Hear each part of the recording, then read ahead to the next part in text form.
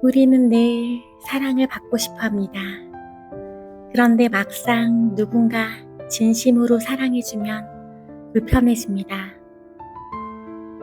칭찬을 받으면 의심하고, 도움을 받으면 부담스럽고, 가까워지면 거리를 두고, 사랑받는 순간 오히려 도망치고 싶어집니다.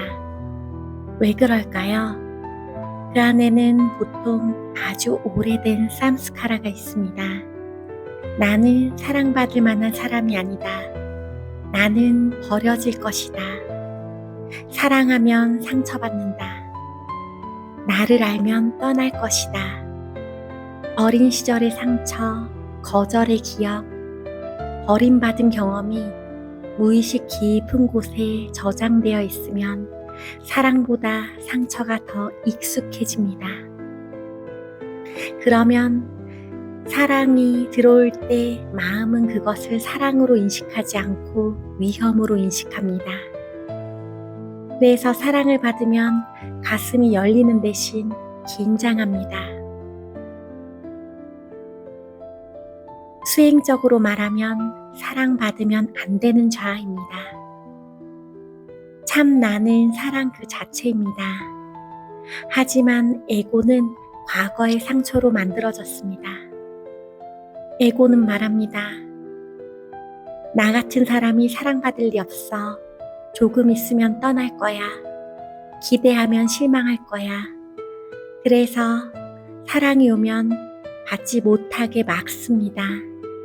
마치 목마른 사람이 물을 원하면서도 물을 마시는 순간 손으로 밀어내는 것과 같습니다. 방어 기제는 한때 나를 살리기 위해 만들어진 것입니다. 어린 시절 상처받았을 때, 버림받았을 때, 사랑받지 못했다고 느꼈을 때, 그때 의식은 너무 작고 여렸기 때문에 그 고통을 온전히 느낄 수 없었습니다. 그래서 마음은 살아남기 위해 갑옷을 만듭니다. 그 갑옷이 바로 방어 기제입니다. 나는 괜찮아라는 갑옷. 사실은 너무 아픈데 난 괜찮아. 신경 안 써.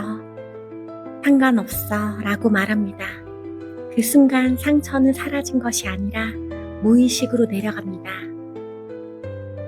나는 강해라는 갑옷. 사실은 두려운데 약한 모습을 보이면 안 된다고 생각합니다. 그래서 항상 강해야 합니다. 항상 버텨야 합니다.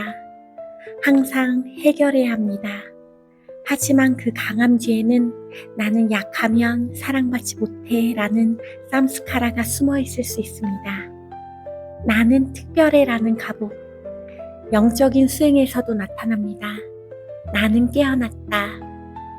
나는 남들과 다르다. 나는 특별한 체험을 했다. 이런 생각들이 올라올 수 있습니다. 그 깊은 곳을 들여다보면 나는 가치 없는 사람이 아니야. 라는 외침이 숨어 있는 경우도 있습니다. 방어 기제는 에너지의 얼음층. 쌈스카라와 연결해보면 굳어진 에너지입니다. 마치 얼어붙은 강과 같습니다. 강물은 흐르려고 하지만 얼음이 덮고 있습니다. 그래서 사랑도 흐르지 못하고 기쁨도 흐르지 못하고 눈물도 흐르지 못합니다. 그런데 명상을 하면 그 얼음이 녹기 시작합니다. 그러면 처음에는 시원한 물이 나오는 것이 아니라 얼음 밑에 갇혀있던 감정들이 올라옵니다.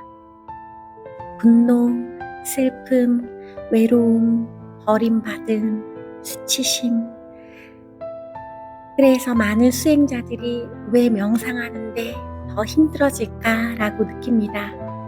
사실은 더 힘들어진 것이 아니라 그동안 얼어있던 것이 느껴지기 시작한 것입니다. 방어 기제가 무너질 때 오는 공포, 여기서 가장 중요한 단계가 있습니다. 방어 기제가 무너지기 시작하면 사람은 죽을 것 같은 공포를 느끼기도 합니다. 에고는 방어 기제를 자기 자신이라고 생각하기 때문입니다. 강한 사람이었던 나는 누구지? 착한 사람이었던 나는 누구지? 인정받던 나는 누구지? 사람을 도와주던 나는 누구지? 그것이 흔들리기 시작하면 에고는 마치 자신이 죽는 것처럼 느낍니다. 그래서 수행이 깊어질수록 오히려 불안이 올라오는 시기가 있습니다. 에너지의 얼음층은 실제 얼음이 아니라 오랫동안 느껴지지 못한 감정과 긴장이 물과 신경계에 굳어진 상태를 비유하는 표현입니다. 처음에는 감정이 아니다. 많은 사람들은 슬픔이 슬픔으로 느껴질 거라고 생각합니다. 하지만 실제로는 그렇지 않습니다. 몇 년, 몇십 년 동안 억눌린 감정은 더 이상의 감정의 형태가 아닙니다. 몸에 긴장이 됩니다. 가슴의 압박감, 목의 막힘, 명치의 돌덩이, 배의 수축, 골반의 긴장, 어깨의 무게, 이런 형태로 남습니다. 그래서 슬픈데 왜 슬픈지 모르겠어요. 답답한데 이유를 모르겠어요. 라고 말합니다. 감정이 이미 몸속 얼음층이 되었기 때문입니다. 얼음은 왜 만들어질까? 어린아이가 너무 큰 충격을 받으면 그 감정을 모두 느끼는 것은 불가능합니다. 신경계는 살아남기 위해 일부를 얼립니다.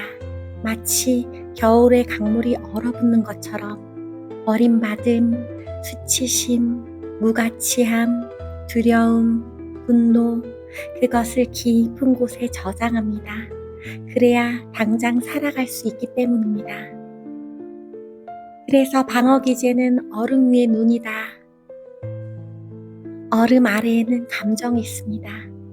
그 위에는 방어기제가 있습니다. 난 괜찮아, 신경 안 써, 강해야 해, 영적으로 초월해야 해. 이런 생각들은 얼음 위에 쌓인 눈과 같습니다. 눈을 치우면 그 아래 얼음이 드러납니다. 그리고 얼음이 녹기 시작하면 그 아래 있던 강물이 흐르기 시작합니다. 명상이 깊어지면 일어나는 일. 처음에는 고요해집니다. 그러다가 어느 순간 가슴이 아프고 눈물이 나고 답답하고 숨이 막히는 느낌이 올라옵니다. 많은 사람들이 여기서 놀랍니다. 하지만 실제로는 나빠진 것이 아니라 얼음이 녹기 시작한 것입니다. 감정은 단순한 생각이 아닙니다. 감정이 활성화되면 심장박동, 근육 긴장, 호흡 패턴, 자율신경계 반응이 함께 움직입니다. 오랫동안 억눌린 감정은 만성적인 근육 긴장과 신경계의 경계 상태를 만들 수 있습니다. 그러다가 안전하다고 느끼는 순간 몸은 그 긴장을 풀기 시작합니다. 그래서 눈물, 떨림, 한숨, 하품, 열감, 통증, 울컥함 같은 반응이 나타나기도 합니다. 이 얼음층은 삼스카라가 응축된 상태라고 볼 수 있습니다. 원래 경험은 지나갔습니다. 하지만 그 경험이 남긴 흔적은 남아 있습니다. 그 흔적이 반복될수록 에너지의 흐름은 굳어집니다. 그리고 그 굳어진 흐름이 나는 사랑받으면 안 돼, 나는 버려질 거야, 나는 강해야 해 같은 정체성으로 이어집니다. 수행이 깊어질수록 수행의 목적은 얼음을 깨부수는 것이 아닙니다. 햇빛을 비추는 것입니다. 억지로 녹이려 하면 더 긴장합니다. 그저 가슴에 집중하고 호흡하고 알아차림으로 머무르면 얼음은 자연스럽게 녹습니다. 그리고 얼음 아래에 있었던 것이 어둠이 아니라는 점입니다. 얼음 아래에는 슬픔보다 더 깊은 사랑이 있고 두려움보다 더 깊은 평화가 있고 상처보다 더 깊은 생명력이 있습니다. 그래서 수행은 무언가를 새로 얻는 과정이라기보다 얼어있던 생명력이 다시 흐르기 시작하는 과정입니다. 우리는 새로운 존재가 되는 것이 아니라 원래 흐르고 있던 강의 얼음이 녹아 본래의 흐름을 되찾는 것입니다. 나는 사트, 안 한다. 존재 의식 환입니다. 이것은 감정적인 행복이 아니라 내가 무엇을 하지 않아도 이미 존재하는 본래의 충만함입니다. 사트, 존재. 나는 몸이 변해도 있습니다. 생각이 바뀌어도 있습니다. 감정이 왔다 가도 있습니다.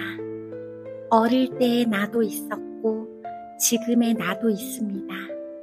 모든 경험은 변했지만 내가 있다는 느낌은 계속 남아 있습니다. 그 변하지 않는 존재감이 사트입니다.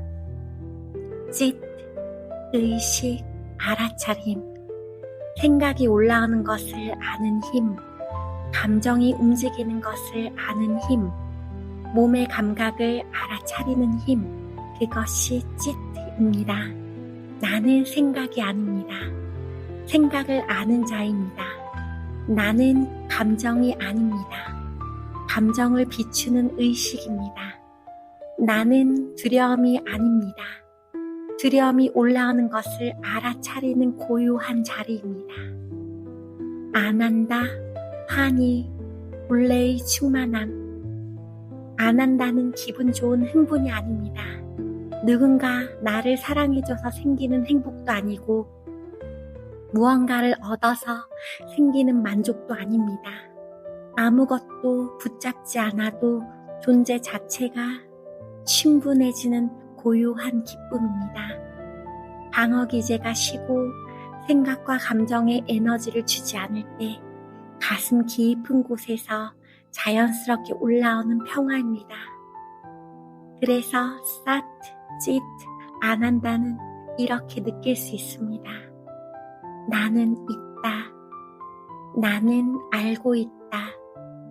나는 이미 충만하다.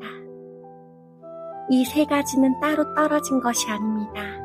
존재하기 때문에 알고 있기 때문에 살아있으며 그 존재의 알아차림이 순수해질 때 그 자체가 안 한다로 드러납니다. 생각이 조용해질 때 나는 사라지는 것이 아닙니다. 감정이 멈출 때 나는 텅 비는 것이 아닙니다. 오히려 그때 처음으로 생각 이전의 나, 감정 이전의 나, 역할 이전의 나를 만납니다. 그 자리가 바로 사트, 짓, 안 한다. 처음부터 내 안에 있었던 존재의 빛, 알아차림의 빛, 사랑의 빛입니다. 나마스테.